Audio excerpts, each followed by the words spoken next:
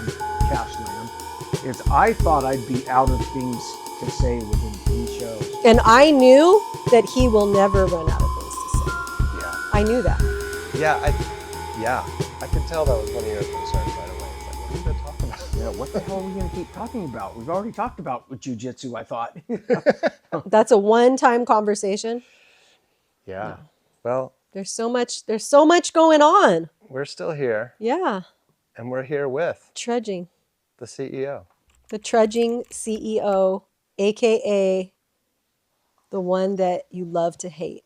The femme fatale, Femme fatale. That's right. Watch out. M. Haueter.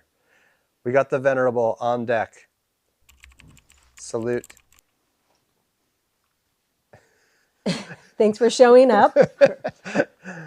I'm the producer, T-Bone. Ooh, I like that name better. I love T-Bone. that name. Yep. T-Bone. We've got our rapidly growing puppy trying to bite the other dog with her needle teeth. All right. Sadie, why don't you just scoot over a little bit?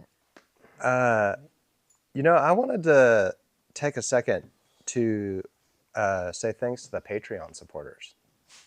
We got Patreon going still. Yes, guys. Thank you, Patreon Definitely supporters. thank you to the Patreon supporters. As somebody who supports a couple other YouTube channels via the Patreon, I really like Patreon. I think it's a really cool way to fight back against the legacy corporate media. Yeah, I think it's great. And people have been putting it down on the YouTube supers too. We've had a couple bucks come in there, which is rad. Yep. Then do we still have the promo codes? We still have them, yeah. Podcast 10 and podcast? Yeah, you guys, use the promo code when you buy something at combatbase.com. Podcast 10 gives you 10% off all merch, and podcast gives you your first month free at the Combat Base Club, which there's so much going on with the Combat Base Club. And you'll definitely want a bar of Combat Base soap. Oh yeah, the soap is rad. Soap is rad. Definitely want a bar. It's actually really, really good soap. It's my secret recipe. I did my research. I had the mold made, and it really is a great bar of soap. Too bad we didn't show it. Next time we'll show it. Yeah. Our Combat Base soap. Yeah, I got to get some soap. I haven't gotten any soap. Oh, yet. well, I love bad. soap too. I love fragrances. We'll and hook soap. you up. Chris will make you a batch. Most likely, you'll get a bar. Most likely, A bar? I said a batch. When you attend our camp, the July 18th weekend, you will get a bar soap. You're going to make like 40 bars of soap? Yep. I think we're capping it at 40. We've sold quite a few already. So if you want to come, I would say sign up now because it's only $300 right now. Oh, nice. Right? So sign up while it's $300 because it's going to go up to $350 and $400 is going to be the max rate if we have tickets left. Yeah.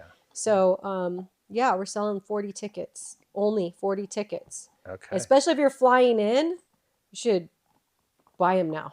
Just saying. Nice. Combatbase.com. Nice. .com. Hey. All right. So, I kind of want to kick this show off with a little dictionary definition, an AI overview of a word. Wow. All Okay. right. So we did a little searching online. I want to talk about loyalty. That's been a big topic in jiu-jitsu for a long time, and people are always talking about loyalty and all this stuff. So online, I'm searching around AI overview. Loyalty is a strong feeling of support and faithfulness to someone or something, even when it's difficult. It can also mean being dedicated to a cause, ideal, or duty. Some of the characteristics of loyalty are commitment. Leave her alone. Loyalty is a strong commitment and dedication. Selfishness. Loyalty often involves selflessness. Yeah, very different than selfishness, right?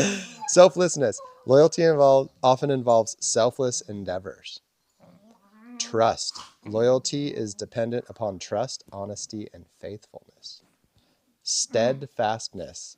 Loyalty implies a faithfulness that is steadfast in the face of any temptation or renounce, desert, or betray.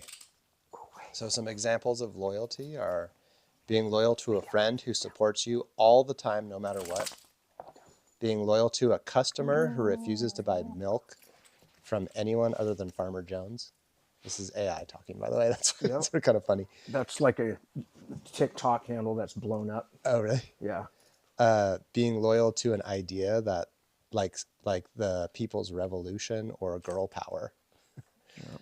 Synonyms for this are allegiant, dog-like, hardcore, leal, true blue, and patriotic. And then related words are adherence, devotion, faith, fidelity, honesty, honor, integrity, obedience, and support. So I think the thing is, where does loyalty fit into jiu-jitsu, and is loyalty a virtue, is my question. Well, want me to jump in? No. Okay, go ahead. I just want to say something real quick because Chris talks a lot. Yeah. I was just speaking with someone earlier today, and one thing I know about this business, the martial arts business, is that people come and people go. And the harder that I resist that, the more unhappy I'm going to be. And the more that I just allow people to come in and out of our lives and just be present to, to enjoy time together, whether it's coaching people, advising people, or being coached and advised, that to me, that's the healthiest relationship that I can have with my martial art and the business. I would, wouldn't you say that you're being loyal to people by respecting whatever it is that they're choosing to do? I would say that you're exhibiting a high level of loyalty to the people that are entering your life when they exit, by being understanding and caring about them and keeping things positive. And yes, I would say that, like, yeah, the loyalty is that I want what's best for people in general. And if that's training with me, great. And if it's training with somebody else, that's great too. And I used to take it really personally up until like 2 years ago. The last time that I had a breakup, it really hurt me a lot, and it hurt the other person a lot because my response was not kind. And so I've since stepped back from coaching and am reevaluating the way that I handle these relationships. And it's all about growth. And I'm at a place where I'm truly convinced that I want what's best for people, and I don't want to have this attachment issue. There's no room for codependency. There's no room for any, there has to be boundaries, and we have to be able to allow people to come in and out of our lives. Yeah, I kind of feel like loyalty looks like codependency a lot of the time, to me. It can. Yeah, it's but like almost like... maybe it's like the lens though, right? Like I grew up in a codependent home. So do I have a lens that I think gets confused? Go ahead, Chris. It's one of those concepts and terms that there's multiple meanings. There's healthy loyalty, there's unhealthy. And it's both a simple word and a complex term. And I think that often people mistake loyalty for unhealthy attachments.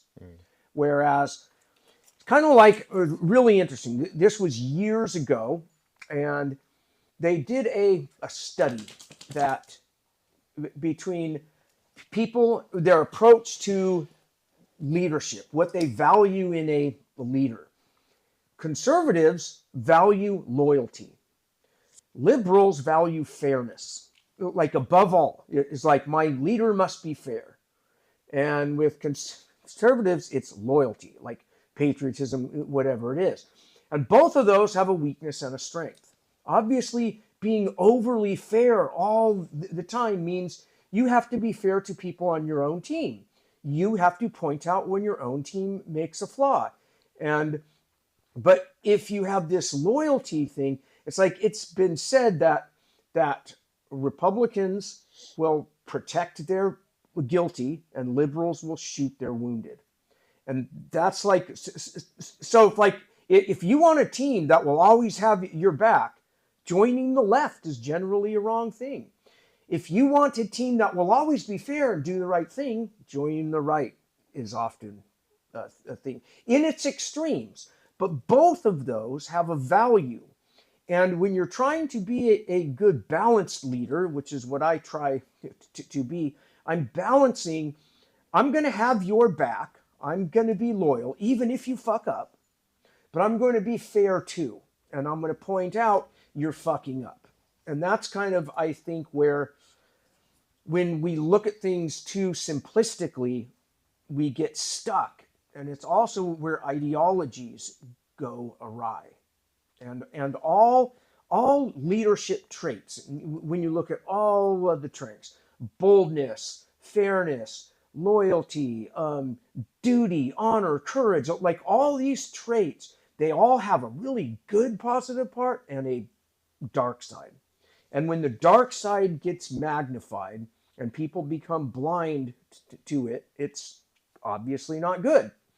And it's been also said that the left can often be blind to their ideological direction, and the right can excuse and just the ends justify the means.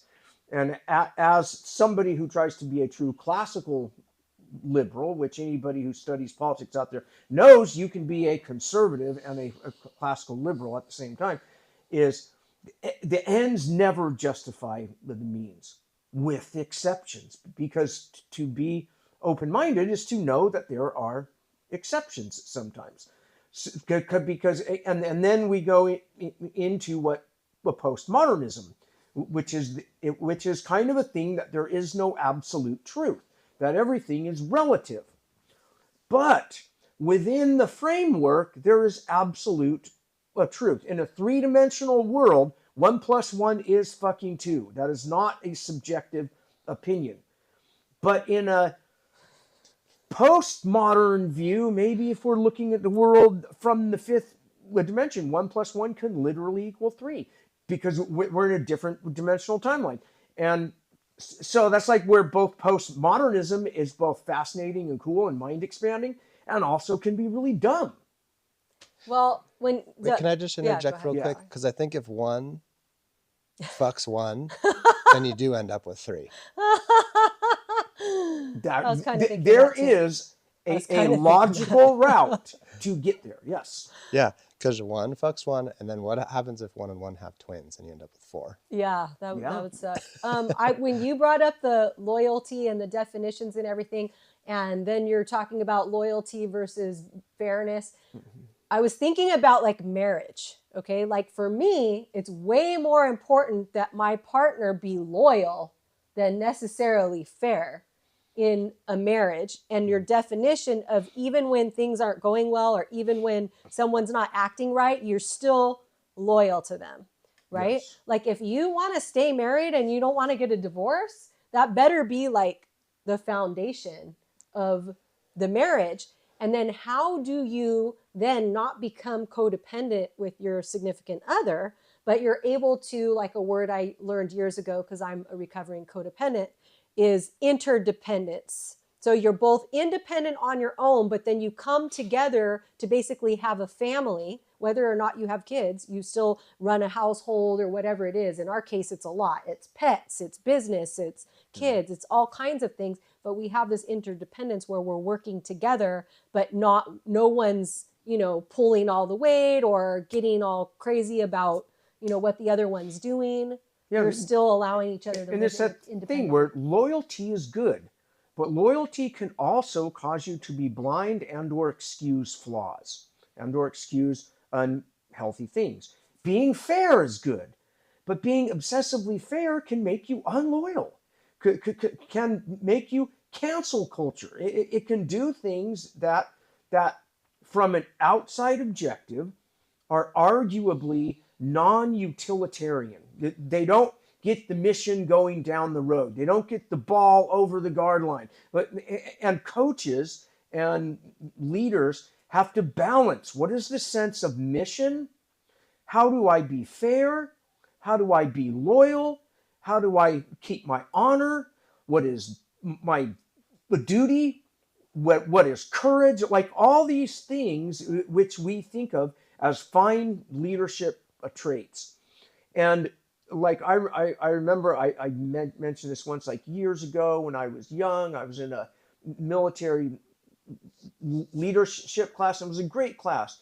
And instructor who was a good leader came up and said in the early class, like, you won't realize this yet because you're all young, but this is the most important class you will ever have. More important than learning how to fire your weapon or clean whatever it is. And it was like the introduction to leadership. And I've never not thought about what I've learned and the mistakes I've made that I go, God, that class taught you not to do that. And like one of the big ones is, which of course got really popular in the last 5 years because of what's his name, is extreme ownership. Is never Marcus Aurelius? No. Who's what's his name? One of the guys who reads Marcus Aurelius, Navy SEAL, wrote a book. Oh, that guy. Jocko Willink. Jocko. From, Jocko. Wrote a great book. I've only read excerpts of it, but what I read is great. And it's about extreme ownership. And it's never be a victim. If somebody blames you, instead of going, no, it was you, but go, okay, I fucked up. I probably should have done X and Y, even if it's not your fault. And when everybody on the team does that, you don't have problems. And then the problem guy on a team is just the problem guy on a team. It doesn't spread where everybody's a victim of everybody else's inaction or action or behavior or attitude. And it's really hard to do, especially when from your opinion, it is blatant that what is going on isn't whatever. Okay, and then all those things you were talking about, all the different things you need to do, the word that comes into my head about it is boundaries, setting healthy boundaries, okay? And so sometimes you can't, like, let's just say that the problem is a rapist. Ooh. You can't say, oh, I'm sorry, you were right. No, you raped that's me. true. I'm sorry. That's like, true. No. Yep. That's true. Right? Yep. And this is a problem that we actually do have in jiu-jitsu a lot, where men abuse their power. And I can't tell you how many people have called us to join our organization because their coach was a rapist. Yeah. So many. That does happen. Their coach had to leave town, blah, blah, blah, because they had some weird shit going on. Okay? So, like, this is a real problem. It is a problem, we can't just say, oh, yeah, you were right. You're right. So there's exceptions to every rule, but yes, if it's a mild infraction or whatever, what would you say that is? If it's something mild, like, or if... Was it an infraction or a felony? Here's the more important thing that I think one has to question is something. I can't remember. No, nice. A person has to reflect within themselves and say, do I have a part in this? Yes. And that might take time. It might take a minute for the person to say, because I don't want to just say, oh yeah, you raped me. Oh, you know, it was my fault. I shouldn't have been there. It was my fault. Yeah, I shouldn't have worn that sexy outfit. You know, I don't want to say that or whatever it is. It's my fault you yelled at me. It's my fault. I shouldn't have told you what my truth was. I shouldn't have expressed my truth. No, I have to sit back and say, do I actually have a part? Reflect. And if I have a part, that's when I need to have ownership of it. And I have to try to be realistic about the situation, such as when my students, whatever happened with my students. Yes, I absolutely had a part. I did not respond well to that situation, and I have to apologize and make amends, and hopefully they forgive me, or if not, you know, we go separate ways and I learn from the experience. And learning from the experience is also hugely important. Yes. Yeah, I feel like loyalty in particular, as it goes up the ranks as a value that's held in interpersonal relationships, it can be like ripe for abuse because absolutely those things that you ripe for abuse described. And I think like the thing that can happen is it becomes an explanation for why the perpetrator is wrong and why you're right, and it keeps you from taking ownership because you kind of go like, oh, that guy's a traitor, that's the problem, is that guy that left our school or whatever is a traitor, a creanche, you know, and then it becomes and it just covers up whatever, you know, where you have a good opportunity to go like, oh, I should have done this, I should have done that, or maybe I need to be more caring or whatever. and you or just not embezzle disregard money or whatever. or not rape. Not you, rape people. you disregard all that Yeah. and use the loyalty thing, the loyalty value that you hold really high as like, oh, it's that guy's fault. And I think, and we basically, most martial arts, not all, to a greater or lesser degree, exists within an authoritarian, patriarchal, hierarchical a structure, which really is the most natural structure that groups of humans organize, which is why it took us 10,000 years to get to the age of enlightenment and come up with other ways to organize ourselves in large groups. But like when you go back 100,000 years ago, or you look at ancient pre-agrarian tribes, which now all of them are gone. There's maybe some traces of them left in the Amazon or the Botswana or like wherever, but they very much are the natural way humans organize themselves in groups is hierarchical. And loyalty is a really important trait to survive if you need a pack to live. Because the lone wolf is our romantic myth that came out of the romantic era. Like, yeah, you could go off and be on your own. You could be the Rambo. You're the lone wolf. I do it alone. Oh man, as I like. That's all. It's like a house cat is convinced it's totally independent while it's totally dependent on you. Kind of like libertarians. Just kidding. But it's like you are dependent upon the structure of a society.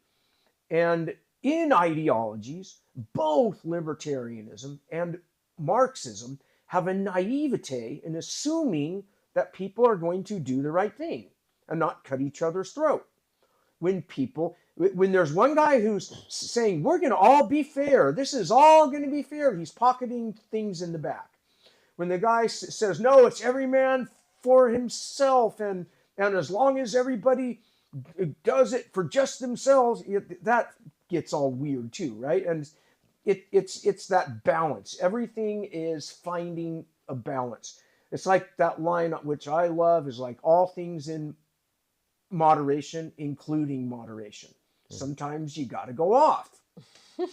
I had the craziest experience when we lived in Maine for a few years.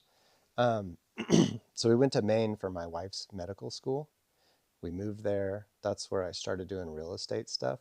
And I was like buying and selling houses. And Maine's kind of interesting because it's like generally, I mean, it's a small community area. It's a very rural area. And I think people from Maine have a sense of tribalism. Because you're kind of, when you're there, everyone's important in a community. And you all kind of know each other and depend on each other for stuff. And it's real America. Real America, harsh winters, right? And so we became part of a community there. And I was renovating homes, and like we were part of this like renaissance of this area where it was like an abandoned textile mill area.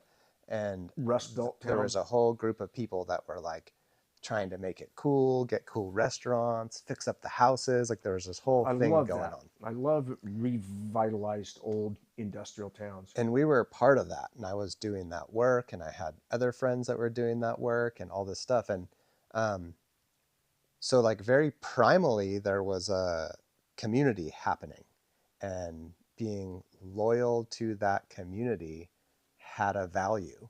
Yeah. And huge value. So my wife finishes medical school, and when you go through medical school, you don't choose where you go for residency, which is like your on-the-job training for 4 years. You get placed somewhere. There's a national system, and you input into the system where you want to go. They rank you, then you get some interviews, and you kind of get placed somewhere. And hopefully it's in your top 3, but it's not necessarily going to be in your top 3. Right. They try to get you. They try to maximize happiness amongst the group and get everybody where they want to go, but it's not possible. So we go through all that, and then she gets placed in LA right here in Carson. And in the hood. In the hood, but across the country, right? So now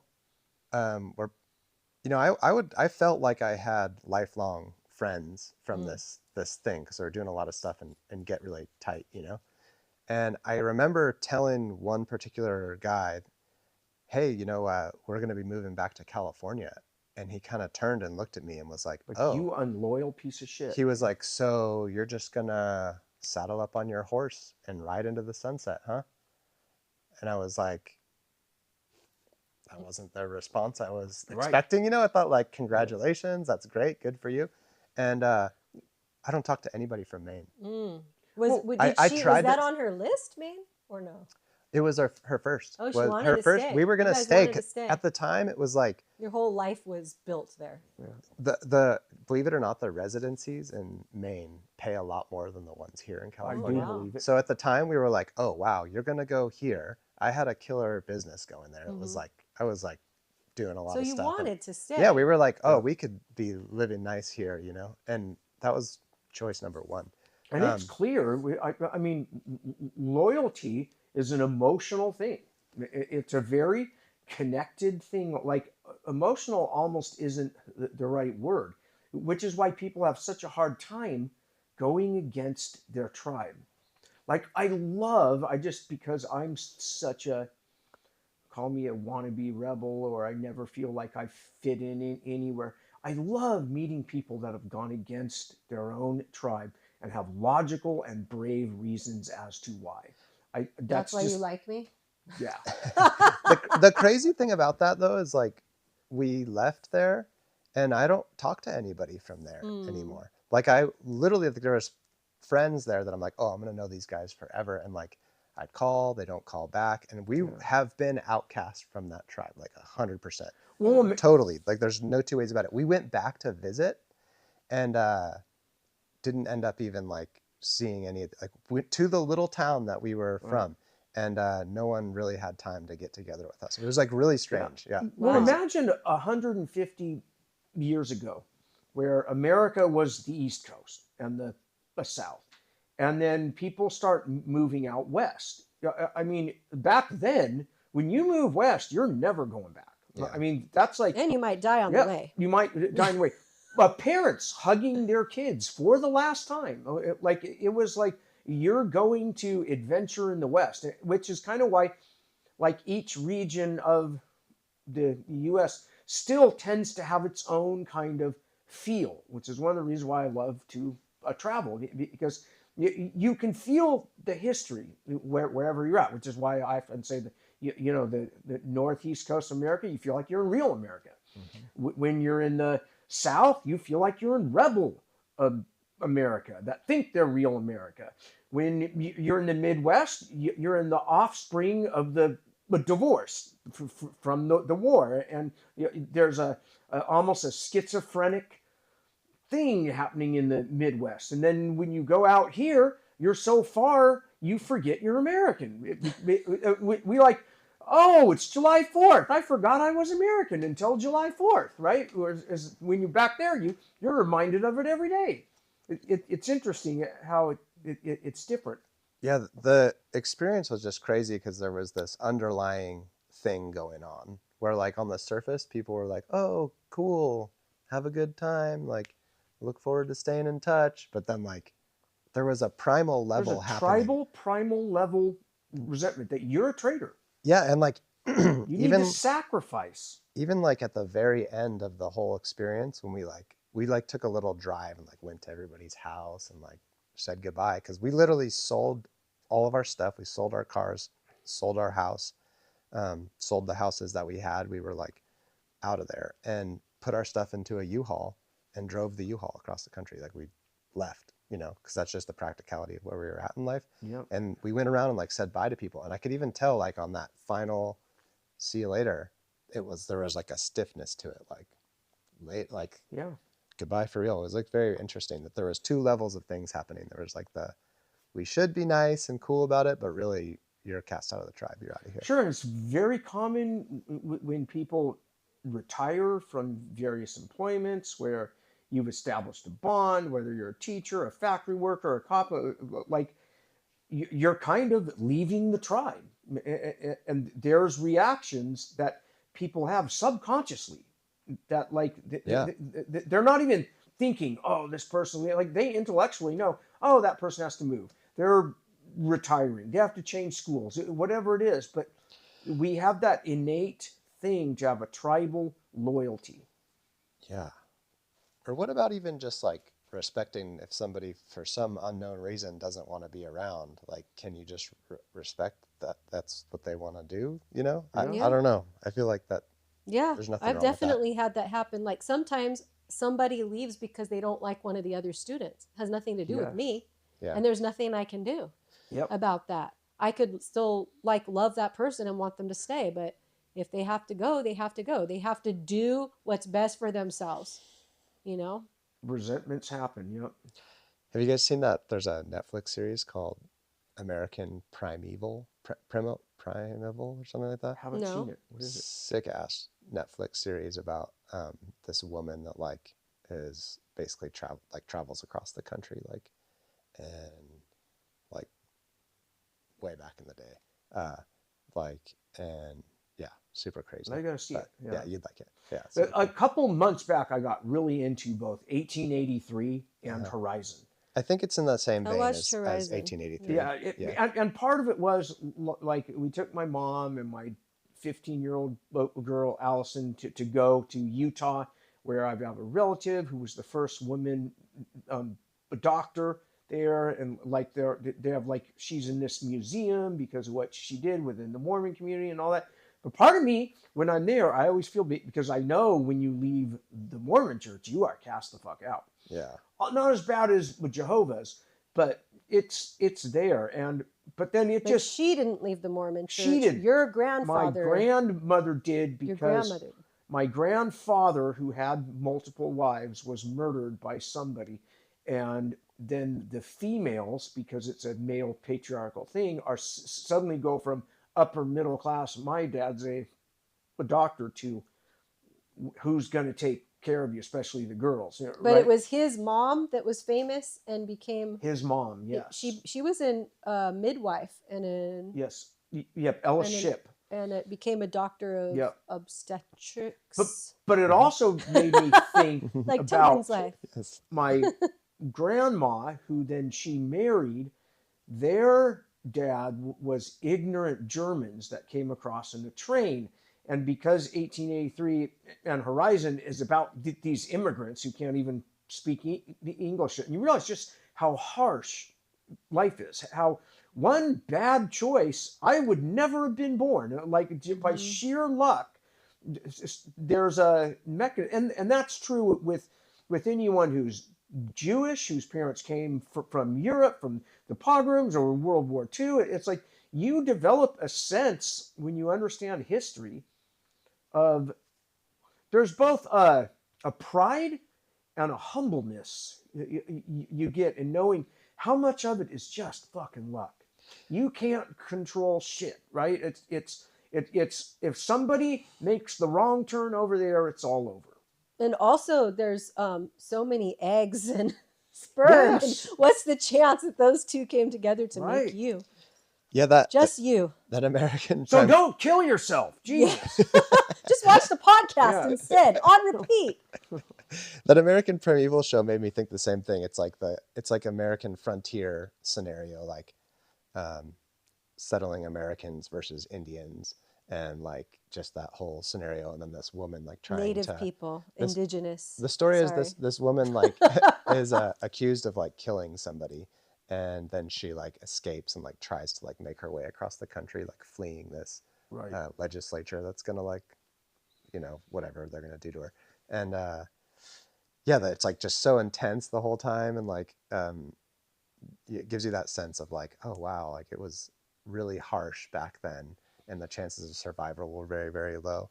So really you did depend on the tribe. So one of the things that I'm thinking though is it's clear that loyalty as a value can be virtuous given the right scenario. Yes. And one thing, like through these primitive American ideas, is it makes sense to be loyal to the Constitution, and that's what kind of like holds our whole program together. That's what I think is the value of the Age of Enlightenment. is that you are loyal to the law, not a man. And that concept that came from England, from the Enlightened, says, no, I'm not loyal to a king. I'm loyal to this parliament, this constitution, this all this. And when that changes because of a person's natural tendency to be loyal to the leader, when that goes in the extreme, it's loyal to their leader, right? And then just get rid of that constitution and those old rules. We're loyal to the leader. And that's like its risk as well. And I mean, I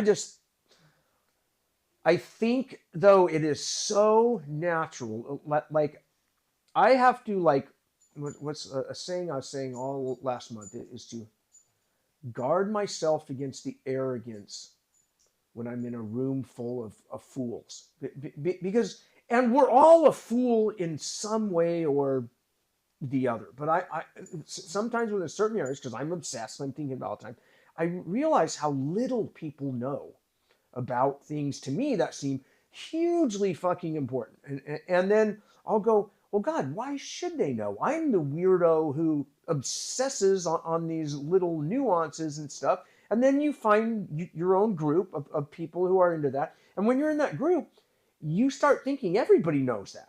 Everyone knows that there's 3 branches and like all this, but then you realize, no, they don't. And well, they should know that because they took government class in 8th grade. That's some of them required. Some but of maybe them they didn't pay attention. No, everybody does. In 8th grade, you take civics. Well, I was so ADHD that I don't barely civics in remember. 8th grade. I did. Everybody takes civics in 8th grade. Most but they don't pay attention. Most of what I remember learning as a kid, I learned on PBS, the We the People, in order to form a more perfect union, establish justice and liberty for ourselves and our prosperity, to ordain and establish. Like, that's where I got mine, from TV and watching shows. One of the things for the last couple of years I've been obsessed with is the world of espionage, just like researching it and all that, and like what are called illegals, which are Russians that come over here. They're not officially part of the KGB, although they are. They have to be loyal because they're going to fake it like they're Americans for up to 20 years and not buck the boat, not even spy yet, until they finally get a job where they're working for a senator or whatever, and then the spying starts, or then the mind manipulation starts. And I encourage anyone to dive deep, because I remember I was in Estonia, and it was Estonia. It's 2017, and I'm making my jokes as I always do, and there's Russians in the room. At least we won the Cold War. And I hear this giant, loud laugh in the back. It's this big Russian with his beard, ex-Spetsnaz guy, judo,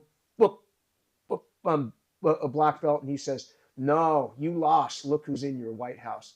And then after him and I talked, and it just like it was this fascination of, for some people, they totally won. For some people, they totally lost. It all depends on where you are relative, right? And here I am with my postmodern fucking bullshit. But most people who rail against postmodernism are doing a form of what's called postmodern conservatism, even though they don't realize it. But anyways, and Sorry. And I'm like thinking about how just weird the world is. And where do I get my sense of American loyalty? Because I feel loyal to America. No matter where I'm at, I feel this American sense of loyalty. And I can... Maybe it's because you're in the military. Maybe that's it. Maybe you were brainwashed. Maybe I was brainwashed. Were you like that when you were a kid, or were you like a punk rock, like anarchy? I was a little of both. Okay, I'm confused. My mom definitely...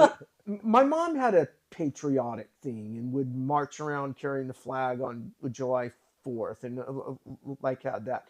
And my dad was a history teacher and like mostly of the West. And I mean, I had a distinct, maybe it was the Cold War, but I had a distinct feeling like there's an enemy out there. World War II ended when World War III should have started, and it didn't. And we have an enemy out there. And then the wall came down in '89, and everyone said, "Oh, this is all over." And I remember reading things and thinking, "No, it's not, because where are all these nukes going?"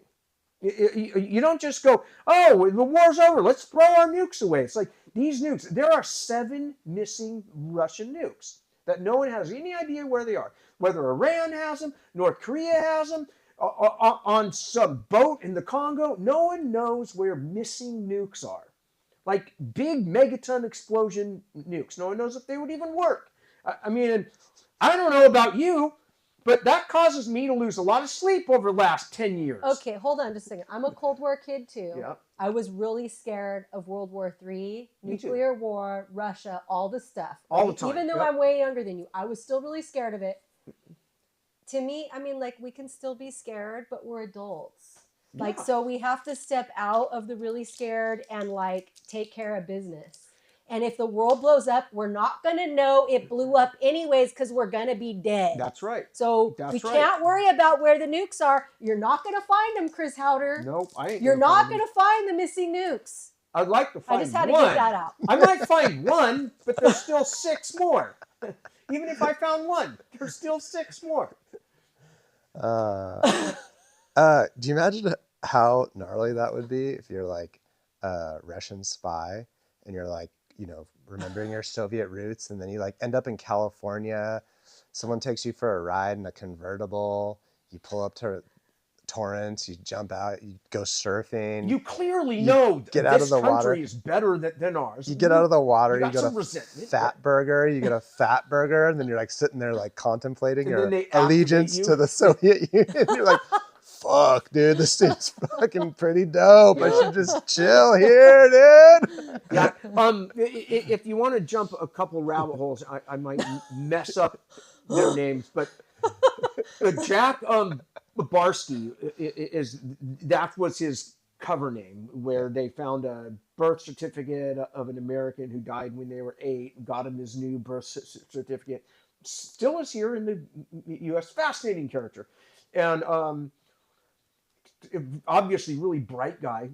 Talks all about, you know, that after 10 years of playing an American, and you're like loving America, you're married to an American woman, you're having American kids, and like you'll realize you've gone for months not even thinking that you're an illegal. Yeah, you know, and then like, what if you're activated?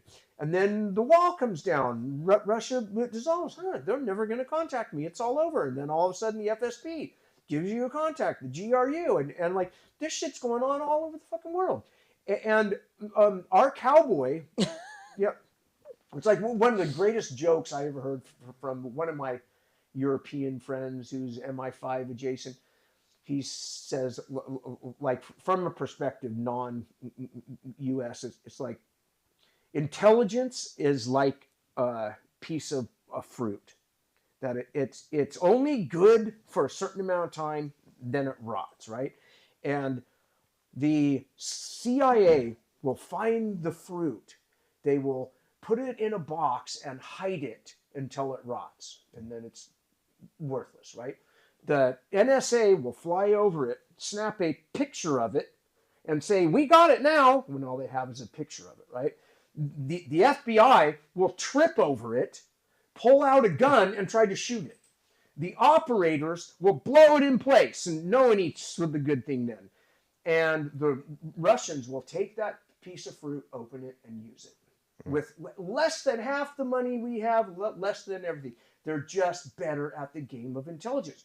And they don't have to follow the rules. They don't have to get hired through an HR department. Then you could hack and get the name of who the employees are. Like, but they also get like bags thrown over their head and put in things, fuck and up, then you get a poisoned and thrown out a window, and that's not good. I mean, not the individual spy. Yeah, they have it worse. But as an intelligence, they're good at it, but there's a bad side, which is, and the English are good at it. It's not fair. But the English are like the Russians have a long streak of it that goes back to the Tsarist days, the NKVD, which was absolutely brutal. And the English have a good chance of it and would regularly recruit from the higher class because it was assumed the higher class won't go communist, even though like some of the worst spies ever caught came from the upper class who turned on their own country. But yeah, so I just keep thinking interesting deep dives about this guy who sees a lifted F-250 for the first time, and he's just like, oh, and he like goes like, wait, I can just like go into that store and buy any gun I want. Yeah. Oh. Yeah, it would be like it would be an amazingly free experience. Yeah, hell yeah. Well, coming from caste culture Europe over to I mean America offered you another shot at life, and it still does. Community college offers you another shot after you fucked up high school. You get a chance to go do it again. Most places you are slotted as to who you will be by the time you're 10. You're going down this pathway. This is what you do, right? And yeah, we have an amazingly free country. We're allowed to fail at stuff. Yes. Because people, when they're 10, you're trying all different stuff. Yep. So you're allowed to fail at stuff. And if you're me, when you're 13, you're trying pot and alcohol and fucking up your future. Yeah. I remember my parents had a good friend from Germany that was into like logistics. Like he would, I guess, like hire shipping boats or something like that to bring stuff across the Atlantic. And he was like blown away that I went through college and then made a business scrubbing the bottoms of boats after the fact.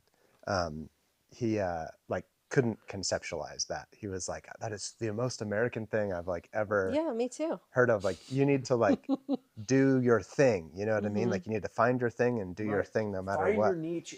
Yeah, I was kind loyalty to the thing. Yeah, I was kind of maybe. raised with that Puritan work ethic.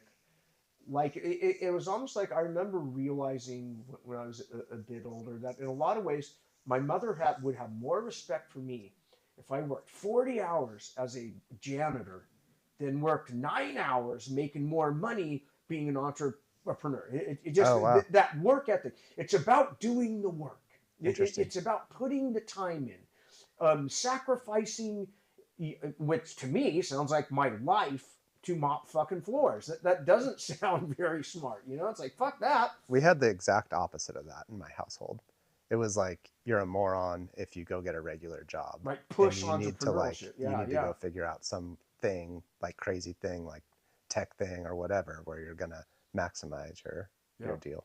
I'm sure like a lot of it comes from how you were raised and what was the, like you can have a very positive influence of the Puritan work ethic, or you could have a very negative impact of that. Or you could be raised to think that women should make sandwiches. They should. Right? I thought they should. And cleaning skills are highly important. I thought they were. They actually are. They actually are. Because I'm the sandwich maker and the cleaner at my household. Yeah, but you're the wrong gender, Tobin. I know. You know what's funny? Shit. As I was talking to some of the moms at Gardena Judo, and what did they say? I forgot. I think we were talking about making sandwiches, to be honest with you. And one of the ladies was like, "Oh, you don't understand because you're not a mom." And I was like so offended because I'm like the primary caregiver for my kids, and I was just like, Did you say something? Almost. I didn't say anything. I let it slide, but I was like, literally, like, I felt it like this, like, oh. That's funny. Yeah, it was hilarious. Moms have it rough, huh, Tobin? Well, I work really, really hard to like take care of my kids and to make sandwiches and to clean and to organize and like do all this stuff. I do all that shit. Yeah. And so you feel the mom pain. Well, I just put a lot of effort and energy. That's like what my life is mostly at this point. And so then for someone to tell me that I don't know what that life is about, I was like, well, they don't know that the traditional mom role, which, our viewers might think that I should be in the kitchen right now, planning the week's meals. You should. And making sure the toilets are spotless and stuff. Yep. But yeah, there's a lot of men now in this day and age who make sandwiches and clean toilets, etc. Well, I think too, it's that thing that I do other stuff too. And but- other stuff. There's a lot of stuff. it's right? very Dynamic. easy. I'm a CEO Yeah. that makes sandwiches and cleans things. That's I don't true. like to clean the toilet. And, Though. I have and somebody who does that. it's always really easy to think that other people's jobs are easy. Oh yeah. And to think, oh, if I did that job, I would do it this way. It's like people who've never been cops always think that they would do a better job at being a cop. Yeah. People that haven't been school teachers think, oh, I would take control of that class. Yeah. You know, it's like everybody always thinks that, or they think that everybody's lazy.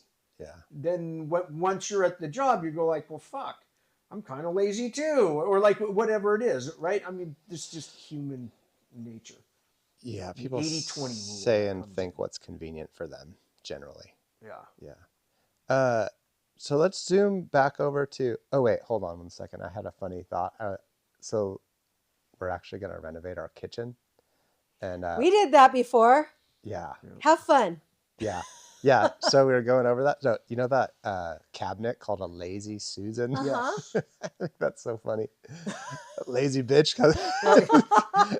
You know what I mean? Yeah. Hand me the thing. Just turn lazy Susan. Yeah. Anyway. All right. Funny name. I'm glad my name's not Susan. I know, right? We should call it a Lazy Melissa. Correct. Absolutely. Lazy T-bone. T-bone. All right. So back to a jiu-jitsu situation.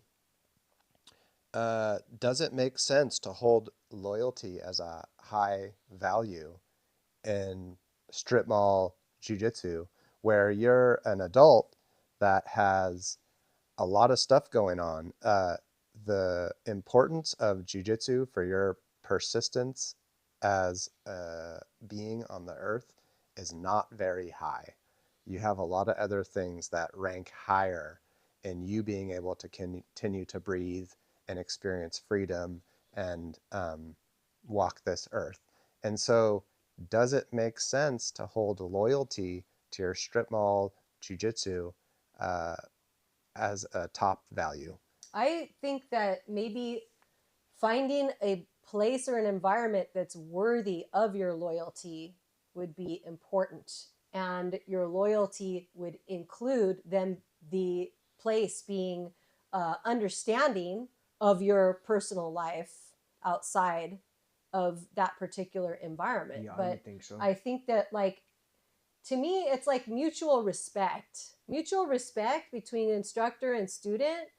It's mutual loyalty, like you were talking about. And if that situation isn't a good fit anymore, being able to walk away from it is okay. But for the time being, while you're engaged in that relationship, I think it's part of being a team, right? Like, it's nice to feel like we're a team, even with our people here. Like, we have our little, like, it's all, like a family. So what loyalty is involved in that? And it's all a perspective. Like on one hand, all of us wearing the same patch, kind of like the same motorcycle gang. There's sometimes patch overs where some guys came from another gang. It works kind of that way, and it's a family, brother sisterhood. Like, there's all that, and then there's the sick aspect of it, which is culty. Are you paying some other man to tell you what you can wear and what you can do and who you can train with? That seems to me weird. Unless that's what you need. Want, if you feel like you need that really extreme authoritarian style of training, like some people really gravitate towards that, right? And they thrive in that. And they thrive, and they want to all be matchy and wear the same exact outfit. In here, what I see the trend happening is that people are really supporting Mike Dietrich and the Vanguard thing. So we have a lot of Vanguard kimonos on the mat. And you don't have to wear You don't have to wear one, but we have a lot of them, and they're all different, and they're pretty, and they're super cool gis. But that's kind of like a thing in here, is that we have a lot of those on the mat. And when I train at people's who I very much respect, I will wear what they think I ought to wear. I don't want to walk in there and be like, well, I'm going to wear my own gi or whatever. I mean, because that's equally as obnoxious, right? So it or is don't about, go there. If you have a problem with the way that somebody runs their gym, yeah. I wouldn't go there. Like that's my personal thing. Like I don't really want to go to certain places where I feel like it's too restrictive because I don't support. For me, that's like I'm not into it. I'm not down with it. Cool. I like freedom. I'm Yeah. American. Yeah, I feel America. thinking about Freedom. this topic made me realize like how strong the freedom value is for me. I think I have a really, really strong value of freedom. And I think that's what why if I were to wave an American flag around, it would be the freedom factor where I feel that I'm able to do whatever I want to do and pursue happiness in a way that I want to and not necessarily And how that someone else also tells me opens to. up a whole other nuanced conversation. What is freedom? There's positive freedom and negative. There's individual and collective. And these are all different things. Like one man's freedom extends into another man's rights. And it's always a balance of that. And you can have loyalty to a jiu-jitsu organization that values freedom. Yeah, I was going to say, Just like we have loyalty to the United States of America that values freedom, yeah, right? yeah. Well, Theoretically. it also values law and order, apparently. Although we have those on all over the political spectrum that don't necessarily know what the Constitution even means. Or Yeah, the, no, the Bill of Rights. I feel like what's dope about America is that we have a system and a system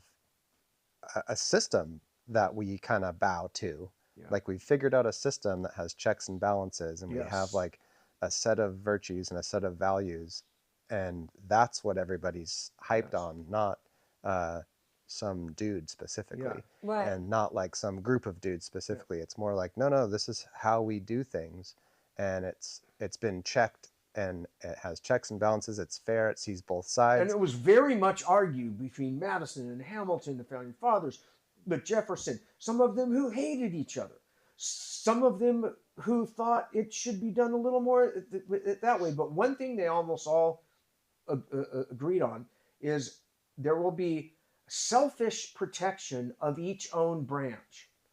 That like the executive branch will not be loyal to the judicial branch nor the legislative branch. And that was like no one predicted that we would have political parties that would be more loyal to the party than they are to the institution. Like people thought then the loyalty would be more amongst institutional. Like if you're a judge, I'm loyal to the courts. If you're a judge, not loyal to the party. Right? And part of the feeling of freedom is understanding that like you're innocent until proven guilty. Yes. And like if you end up at the shit end of the stick, it's not one dude going like, oh, I've now decided that you're fucked. And it's there's a jury of your peers that sort of goes through. And at the end of the process, you should be like, yeah, I'm fucked. But I think the scary idea, right, is that we neglect all those things and just, look at the history of the fall of the Weimar Republic while you're at it. Yeah. Well, and in jiu-jitsu, I know. like I feel like our combat base philosophy and organization is created around the principles that people can wear what they want to wear. They can call their academies whatever they want to call their academies. They don't have to fly a picture of Chris Haueter in their place. They don't have to bow to Chris Haueter before every training session or anyone else. But if they really want to bow to people, they can, because it's like that freedom to choose how you want to run your organization, as long as you're, good people, good citizens, good standing in your community, ethical business people. These are the things that we value are like people having integrity, being ethical, having the humility to be open-minded. That's like what we value, and we want to support people who also want to do that. Yeah, it's funny. I feel like a stronger sense of wanting to be loyal to combat base because I also have I have an understanding that I don't have to be all 100% combat based. Does that make sense? Yeah. It makes You me can train want to be wherever. more loyal because I feel like I have freedom. Yeah, I Like I hear could go people do come whatever by I here. want, Yeah. and then you guys would still be there for me, right? Right. Is the People sense that I come get. here and they say, I can't be in the picture because I don't want my coach to see that I came here. Yeah, it Like sucks. that's like really, That to me, feels that's like yucky. a red flag. Like, oh my gosh, it feels oppressive. My coach wouldn't want me to come by the combat-based garage to roll around on a Sunday. Yeah. Like there's no threat. Even the illegals can't be in the picture. The Russian illegals. Yeah, right. I know that'd be another guy, like the Russian spy. He like starts training at the garage, and then he's just like, Maybe "This someone so is, sick." and we just don't know. Maybe it's Jim. Russian spy. What if Jim's an Jim? illegal, yeah. Jim is an illegal. Maybe. Jim, no wonder we love you so much. All right. Well, we got some good considerations there. Interesting stuff to think about and look out for. Let's hit a cue real quick, and then we'll get out. Yep. Does that sound good? Yeah, let's do it. All right. I looked at Chris 'cause sometimes he wants out before the cues. Sometimes I do. You're right. My ADHD I'm past my. We have shoes. Nice. All right. So if you want to be a part of the show, hit us up. podcast@combatbase.com. You can hit the hotline 949-791-7763. Leave us a rant. Say whatever you want. Talk shit about my shirt. We love which Banana is some phone slugs. calls. sick. Yeah. The Naturalist is the brand. Santa Cruz University. Yep. All right. UC Santa Cruz. Yeah. Hit us up. So anyway, let's go with this cue. So we got an email from the Albertan white belt farmer. Okay, So this Canada? is a white belt, a farmer In from Alberta? Alberta. Yeah. Okay. Love it. Boy, if it's cold. We love Canada. Hell We yeah. love Canada. We love it so cold much. AF out there. Even if we take you guys over, we still love you. Yeah, right. Just kidding. All right. Hello, combat-based podcast. I'm a white belt farmer. I joined my gym in January and have been attending classes 5 days a week, as well as bringing my 7-year-old and 6-year-old sons. I am so far absolutely loving jiu-jitsu. I have 2 questions for you. I've been training for 2 months now and have been getting to my gym as much as I can. I live an hour away from my gym out in the country. It's been fine as a crop farmer to make the drive to my gym 2 evenings a week and 3 morning classes before work in these winter months. This guy's a beast. Yeah, that's beast mode right there. This is some dedication. White belt farmer. My questions are, once spring approaches and I'm farming very intense hours and I'm able to train only more like 2 classes a week rather than my current 5 to 3 classes a week, how can I continue to better myself with less time on the mat? Any tips? My second question is, as a white belt, how do I be the best white belt I can be? Sometimes I feel like, wow, I'm good at this. I'm getting the hang of it. And others, I feel like, wow, I don't even know where to start on how to be a better student. I currently focus on always being punctual, respectful, humble, getting to as many classes as I can, having a positive mindset, and focusing on what I'm being taught. Aside from those things, how do I improve myself as a student and help myself and my professor progress myself? Love your guys' podcast and appreciate any feedback. Os. Yeah, that's super cool. Wait, can I go first? Go ahead. Sorry. I think that if you can't get to classes often, there's a few different things. You could practice with your kids. You could recruit other people to practice with at your house if you have a little bit of time. Even if it's like 15 minutes here and there, squeezing in a little bit of practice here and there. Or you could do solo drills like the ones that I do for Combat Base Club, which help your body keep up those movement patterns of doing jiu-jitsu with partners, which I think can be highly beneficial. And the point is that you keep going, and then when you get back to the 3 to 5 days a week, you might have lost some of the knowledge you had, but the stuff that was really in your deep brain will have stuck, Yep. and you will be doing what Yep. you really learned, as opposed to maybe some bad habits might be let go of.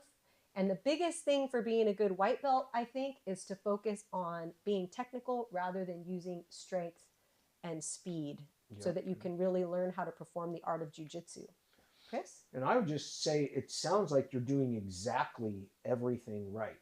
And it's kind of like if you're baking a pie and it says bake at 375. Turning the oven up to 500 isn't going to make the pie better. Sometimes you might have to turn the oven off, but don't open the door to lose all the heat. It sounds like all those things that you're doing is the way to bake the pie. Not in a hurry, not fast, but just all of a sudden months and years pass and you're pretty good at this because you've stuck with it. But I do find that people who, like, let's say somebody trains just 2 days a week for years, it might be kind of hard to progress at that rate, to really progress your art. If you're training, let's say 2 days a week and your class is an hour to an hour and a half, can you imagine training 3 hours a week? You might want to add more. How long it might take for you to progress. Yeah. But I think that if there's a time period like spring where, you know, you're just doing the 3 hours a week, you can supplement with, you know, there's a plethora wealth of knowledge online, as well as Combat Based has our video library and our question and answer sessions. So keeping your mind in it. Even like we know some farmers. We have a farmer who's our student, and he would, you know, be practicing things in between whatever, keeping his mind in jiu-jitsu. And I know guys who got good back before they had an official black belt coach and watching VHS tapes, you know, so it can be done. Yep. Yeah. I was going to say, it kind of sounds like this guy's killing it.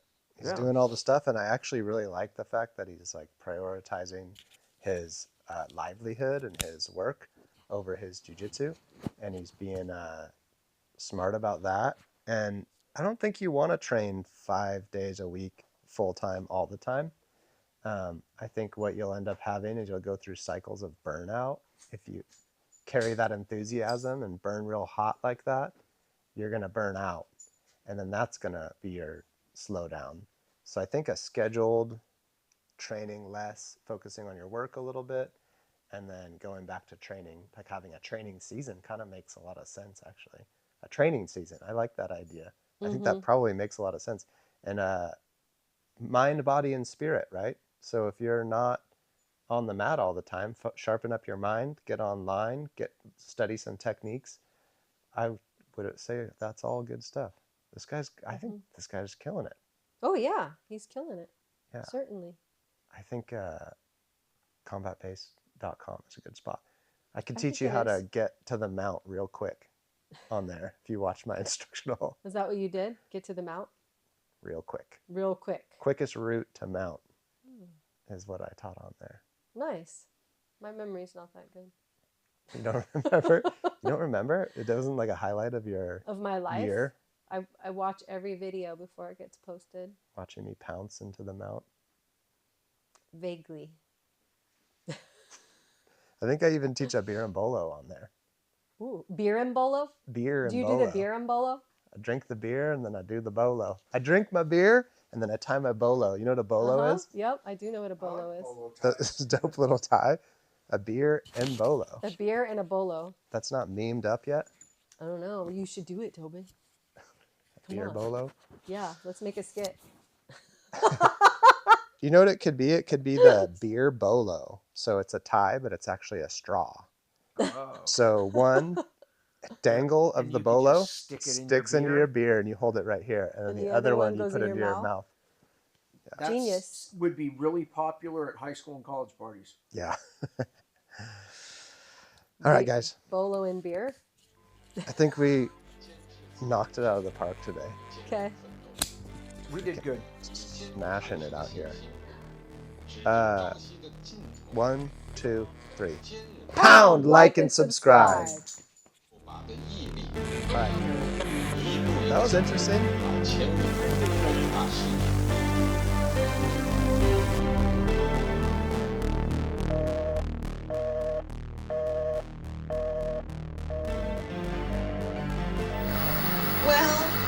We all have targets on our backs these days.